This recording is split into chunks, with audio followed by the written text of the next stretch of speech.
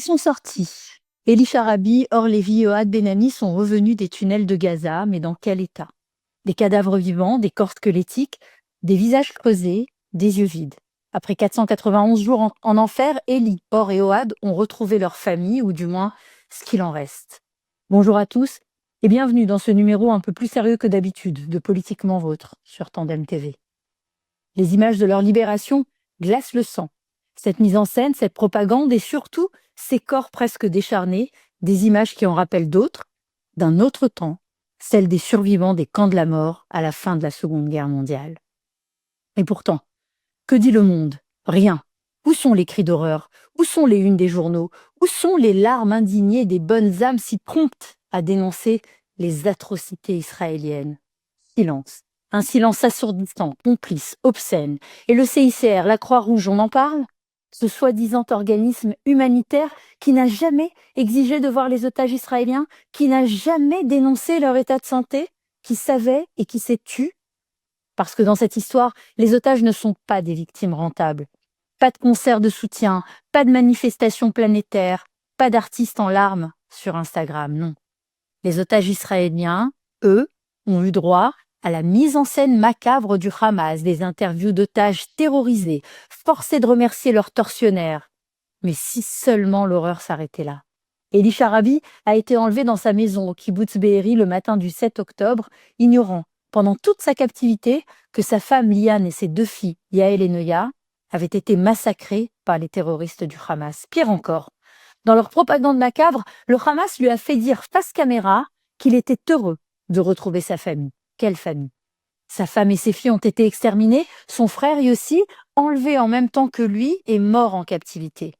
C'est hier, après 491 jours de privation, de souffrance et d'humiliation, qu'Elie a appris l'ampleur de ce cauchemar qui n'en finit pas. Or-Lévi, quant à lui, le 7 octobre, faisait la fête avec sa femme Einav au Nova Festival. Les terroristes du Hamas l'ont kidnappé après avoir tué sa femme sous ses yeux.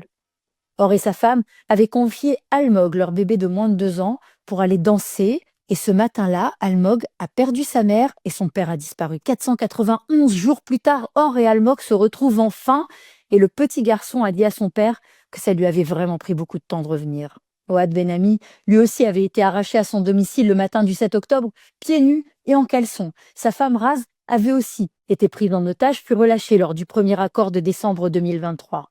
Aujourd'hui, ils sont enfin réunis avec leurs 3 filles, mais comment se reconstruire après 16 mois de terreur absolue? Et le monde regarde ailleurs. La presse internationale qui ose parler de prisonniers quand il s'agit d'otages civils israéliens, qui met sur le même plan ces hommes, ces femmes, ces enfants arrachés à leur maison, à leur famille, à leur vie, et des terroristes palestiniens jugés et condamnés pour des meurtres, des attentats, des assassinats de civils juifs. Quand Israël libère des détenus, ce sont des terroristes condamnés par une justice libre et indépendante.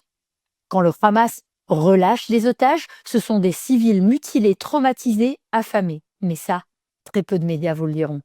Israël ne lâchera rien. 100% des Israéliens sont d'accord pour réclamer haut et fort la libération de tous les otages, tous. Et après, il faudra en finir.